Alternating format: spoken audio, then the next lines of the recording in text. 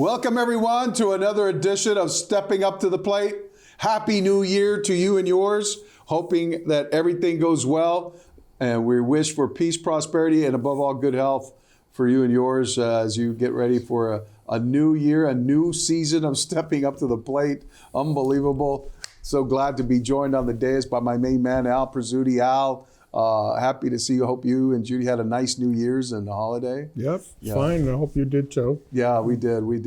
And we want to start out with a quick shout out to some of the Milton High teams now that are engaged in their seasons, the winter seasons. The boys and girls basketball teams are on the hard court, as are the Milton High boys and girls hockey teams. They're on the ice at Ulen now, and both are having some pretty interesting start outs here. They got out to good starts to the season, and it's interesting to see how Milton High and the girls, the boys and the girls team, now I think are seeing the benefits of some of the youth hockey, come to fore with a lot of these talented individuals, coming forth. The boys team had a tremendous win against Wellesley at home, Ulen, over the holiday break. And my neighbor, Steve Sullivan, has a pair of twins. He has twins on the team. And Danny had a great goal in one of them. And, so congratulations to them. I'm sure they're very proud. Milton girls, they really got off to a great start, Al. They made the poll in the Globe Top 20. They climbed into there with an undefeated start. Then they hit a rough patch here. They lost at Canton, and Lila Shamoon got peppered with several goals. Gave up 5 in that game, uncharacteristic. Now the girls are going through a bit of a gauntlet. Now they're going to play Pope Francis tonight here at Ulen. So by the time this airs, we'll have the result of that. But interesting, create some excitement here in town. So if you're able, get out to Copeland Fieldhouse or Ulen Rink, and let's support some of these Wildcats who are out there on the court and on the ice. I'm going to try and get out there, Al, if I can, on one of these times to go see those teams play. So look for me if you see me there. All righty.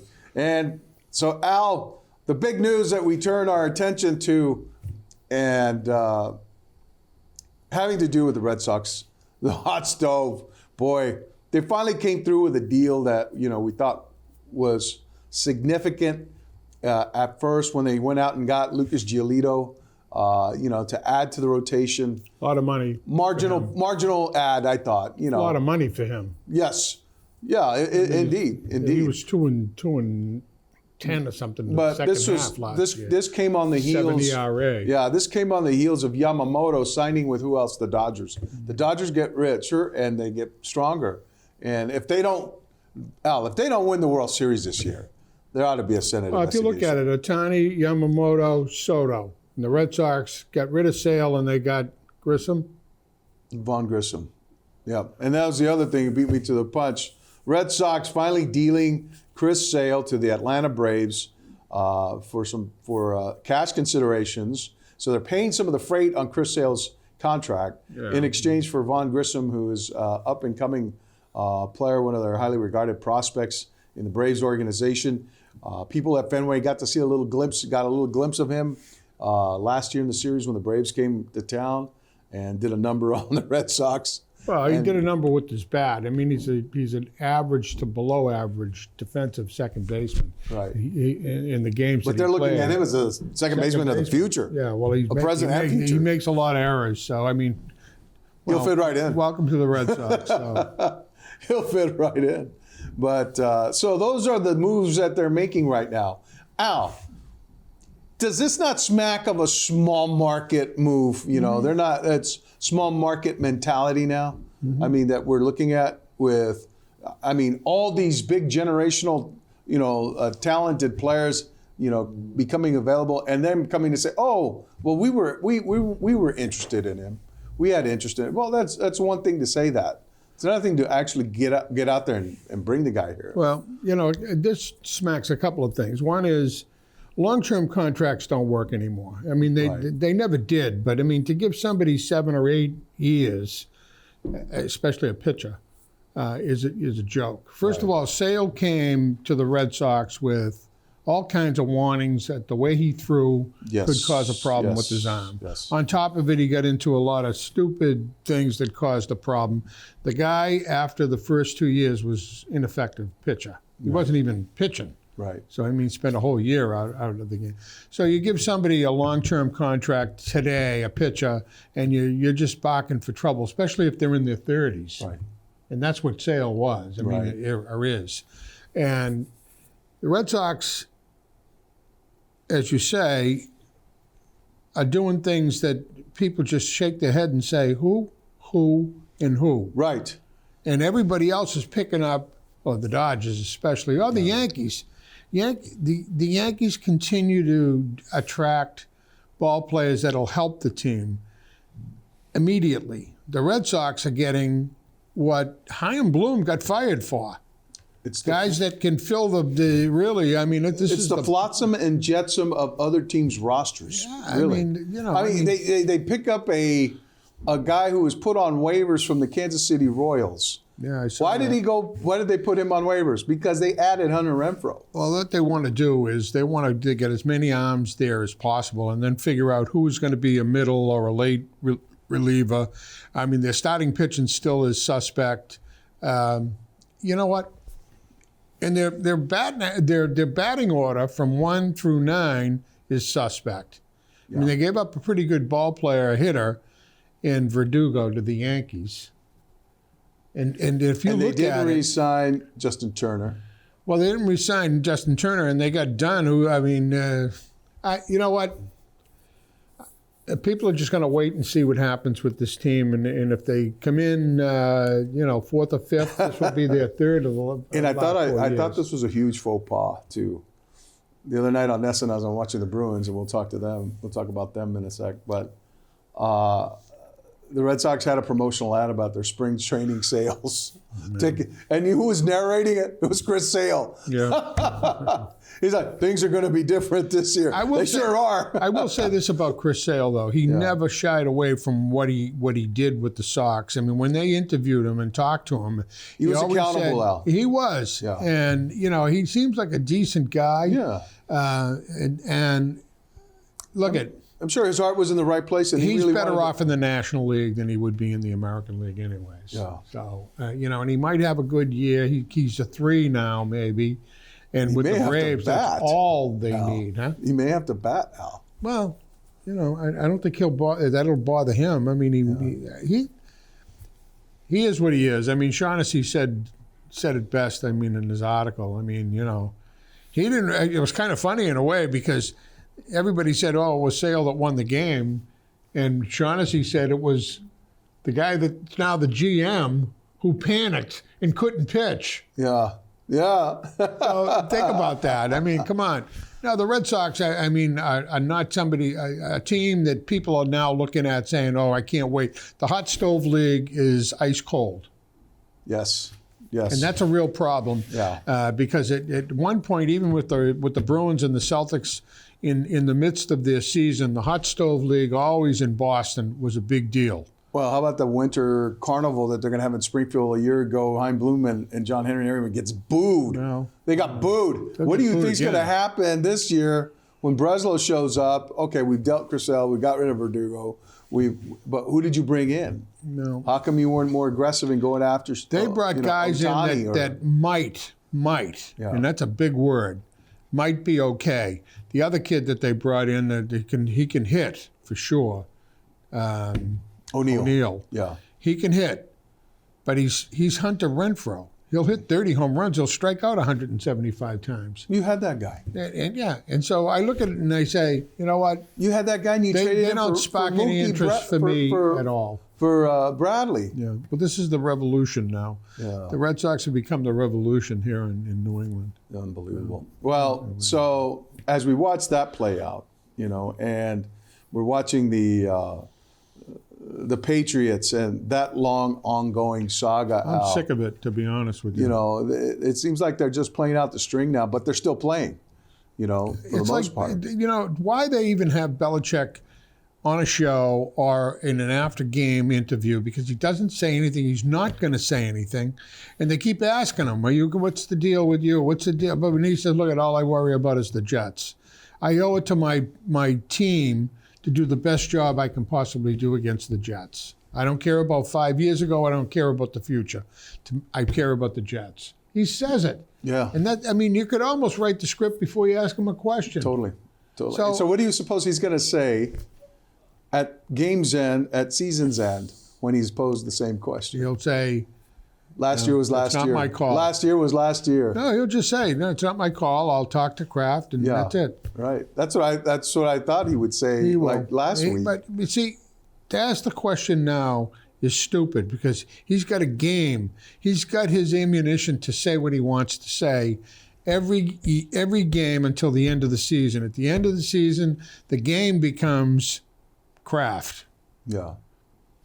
It's not his call. The ball's in Kraft's court. But he'll say to Kraft, I think that this team, if he looks, you got to look at what this team is. If they beat the Jets, they'd be 5-12. They'd be 5-12. They could have won 3 of those games easily, 3 or 4 of those games, which makes them a 9-8 team. Yeah. Well, they could have beat a lot of the teams at the start of the season. Had Zappi played, and he's not that much better, trust me, not that much better than Jones. But if Zappi played at the start of the year, they might have won 2 out of those 4 games that they could have won that they lost because of what they lost the other day. 7-win team right now? Huh? They'd be a 7-win team? They could possibly have been an 8 or 9 win team. With that defense, year. yeah. That defense is as good as it's been in a long time. Yeah. And the offensive line stinks. So therefore, you take some of the blame off of the quarterbacks. But, they took an important cog out of that line and sat Trent Brown. Yeah, healthy scratch for Brown, and it's the first time ever in his career he had done that. And there's some, I guess, I would have sentiment that he was not, because he missed some playing incentives, this was no longer a worthwhile endeavor for him to play it out, play hard, do what these guys are doing now. And it created, I think, a little bit of enmity in the locker room, and to kind of nip that in the bud, they said, okay, look, you're going to sit. We're going to sit you now. And then, you know what? He's probably, and effectively, he's done here too. They're not going to bring him back. They're not, there's going to be, if they get the first or second pick, it'll be a quarterback for sure. Oh, so then you've got to say, who do they jettison? Is it Jones? Is it Zappi? Zappi shows a couple of things that Jones doesn't do. One is when he has a receiver, he can throw the ball. Yeah. Okay, and the second thing is he'll run if he's got an opportunity to run, which Jones goes down quicker than the Alamo went down. So, let's be honest about it. He sees a player coming toward him and he goes down. So I think Jones is the one that's going to end up someplace else. Zappi, and it depends on who they bring in. Zappi's days are going to be as a backup quarterback. Right. For sure. So, it is what it is. Here's the thing. They have bought so many drafts when they've had great talent on the board, and then they go out and they find the biggest stiff they can. And I'm looking at N'Keal Harry, who's not even in the league right now. So let me ask you a question. But he was the number 1 pick for the Patriots. Let me ask you a question. Yeah, sure. If the Patriots get the first or second pick, and there's 3 quarterbacks that they're looking at. Marvin Harrison Jr. Yeah, there's 3. And there's an offensive lineman who's terrific. Marvin Harrison Jr. That's who I would write down, and that's who I would pick. So that's who Kraft better have him on his board. They better have him on the board. Kraft doesn't have anything to do with it. No, he's going to have a bigger. He's not a football mind. No. It's not just about that, Al. It's about energizing the masses. Yeah. It's about getting people to buy season tickets. It's about getting people to come to the games. Forget that. Again. It's about winning football games. And then he's not involved too. In that. He's not involved in that. And there's that. It's going to be an interesting thing. I'm kind of done with watching the Patriots, because look at that game Sunday was a disgrace. Yeah. You want to say they could have won. Allen was as bad as I've ever seen him. Yeah. I mean, he was. I would have been shocked. Would not have been shocked if they had benched him. Well, but he's our best chance to win. But he's still. Yeah. When it was a third or fourth and 2 or 1, who took the ball and ran? Yeah. He had more running yards than he had passing yards. No Patriot ever would do that. No Patriot quarterback would ever do that. Yeah. So, you know what? And O'Brien, I think, has done, at best, just an average job. Yeah. I mean, you want to talk about schemes. I mean, he used Ezekiel Elliott only after Ramondre went down. Yes. And not effectively. No. And you don't know who's calling. You know, years ago, you'd say, well, you know, was it an audible at the line? Who called? I never saw them use the wheel route effectively with him. Yeah. Well, the kid's still only 28 years old. He's got a lot left. He's got you put him with Stevenson, and those two guys are pretty good running backs, both of them, if they have a quarterback that can do things. Okay, so you would go out and get the quarterback first. No, you know what? Or get the tackle.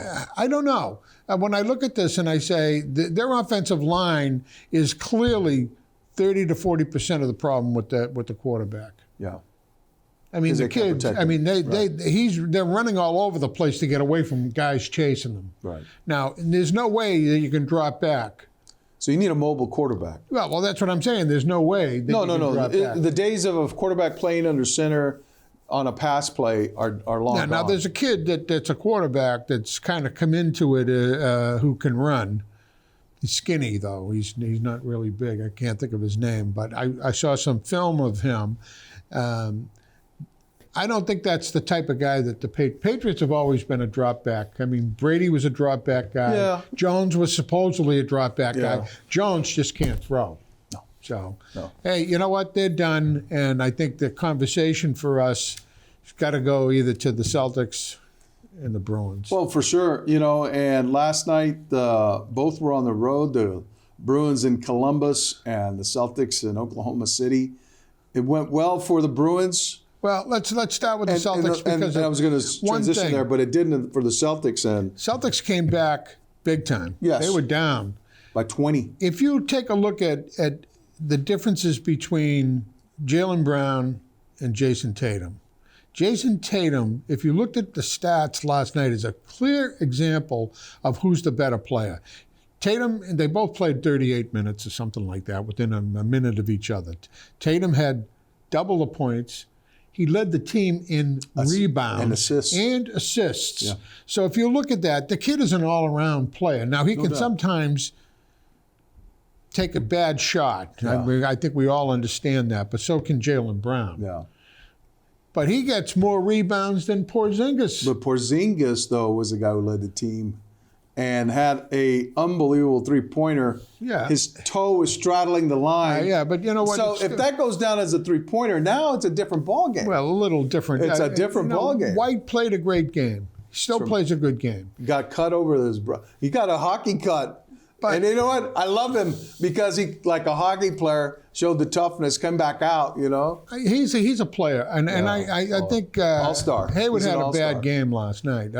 For 31 minutes to score the amount of points. Now, that's a problem with the Celtics because you got Brown who wants the ball, you got Tatum who wants the ball, you got Hayward who wants the ball, you got Porzingis that can shoot. Now, and White who can shoot. So who gets the ball? The old days, it was always the hot guy got the ball. Yeah. And today, I think these guys all want the ball. Well, you know what? But that's great because it makes them a tough cover, 1 through 5. Yeah. Tough cover for anybody to guard. If you try and guard one person with a double team or you throw a trap at somebody, someone's going to be wide open. Yeah, but what they need is the 7 to 12 guys. I think they got to jump in. No, yeah. You know what? If you look at like last night, well, Peyton Pritchard came in. He came in, but he doesn't. He's not scoring like he did. He had some tough plays, though.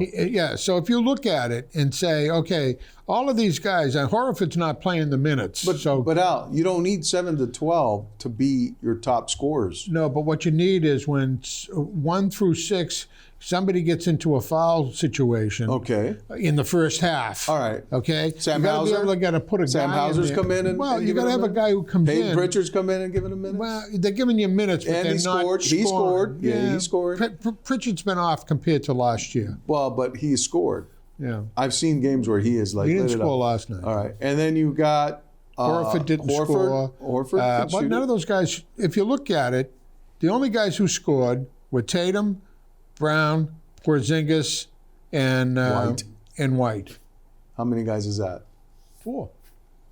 Tatum, Brown, Porzingis, and White. 4. It.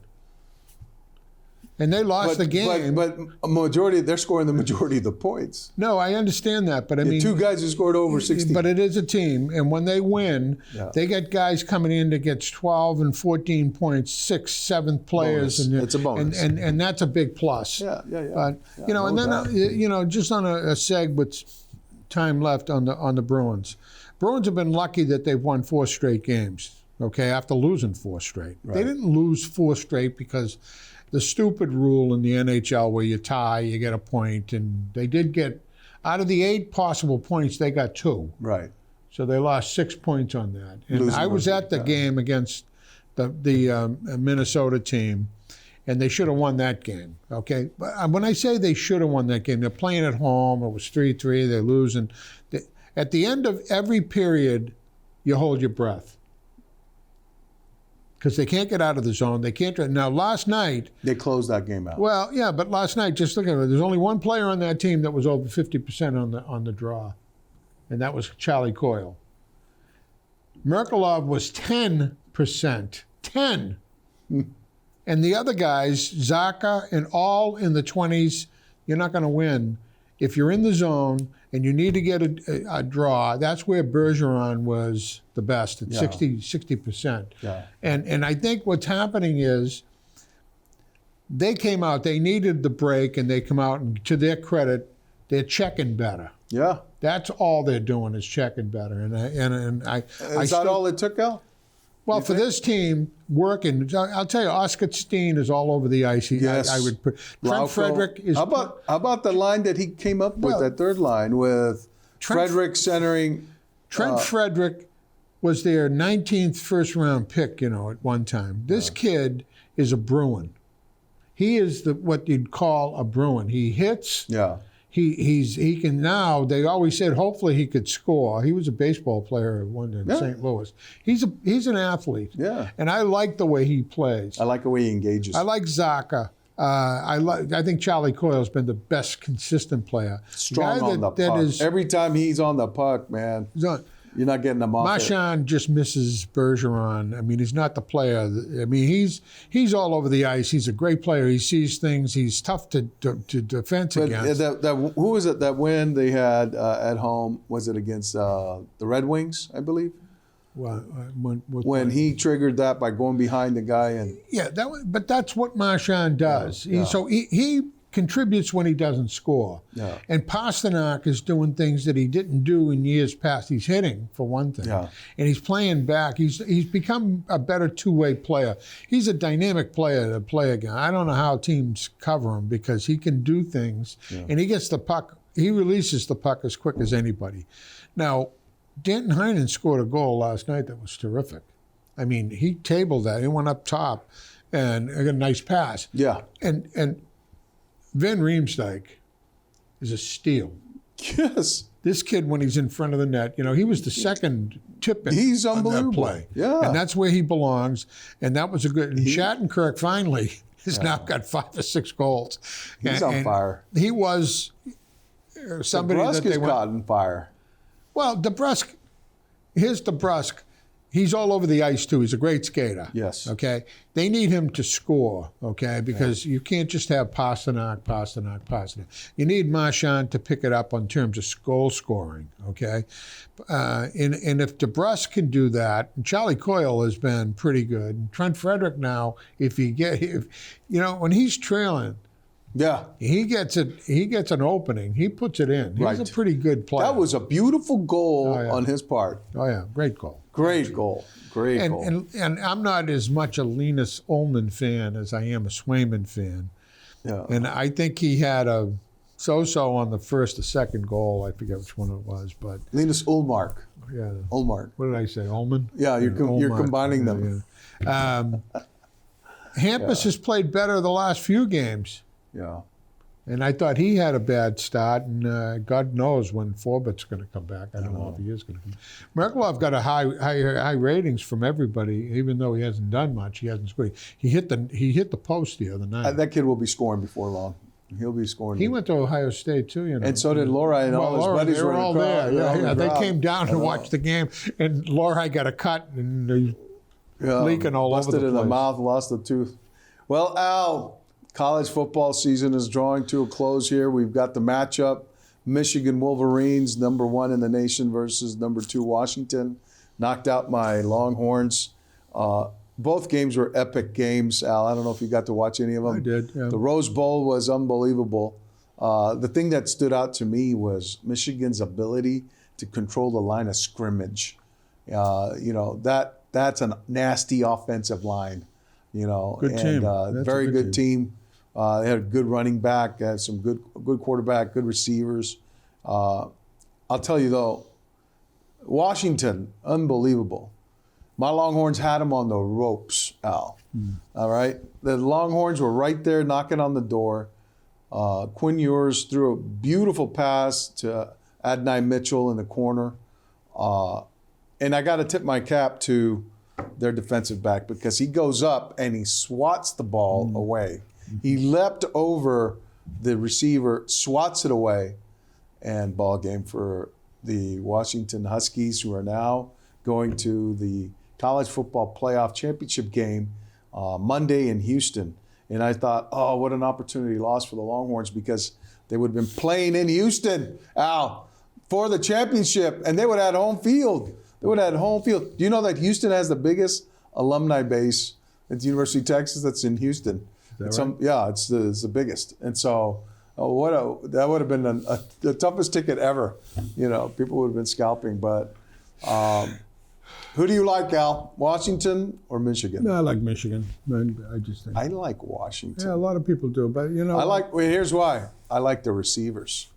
The receivers are pretty good, Al. Yeah. But here's the other thing, too. They lost this kid, Dylan Johnson, running back. So, Al, I'm with you. I'm going to go with Michigan. I think it's going to be, hopefully it'll be a good game. You hate to see one team run away. But, just quickly, you got John Rahm, who went over to LIV, incidentally. Yeah. And there's like 10 or 12 players that are talking about going over with him. It would be interesting. This thing's going to get worse before it gets better if they don't get together. And the LIV and the PGA have got to figure out what they were talking about in terms of this. Yeah, and golf won't be the same. No. Well. All righty. Well, we want to thank everyone for joining us here on this first New Year's edition of Stepping Up to the Plate. So glad you could join us, and we look forward to seeing you again next time here on Stepping Up to the Plate. So long, everyone.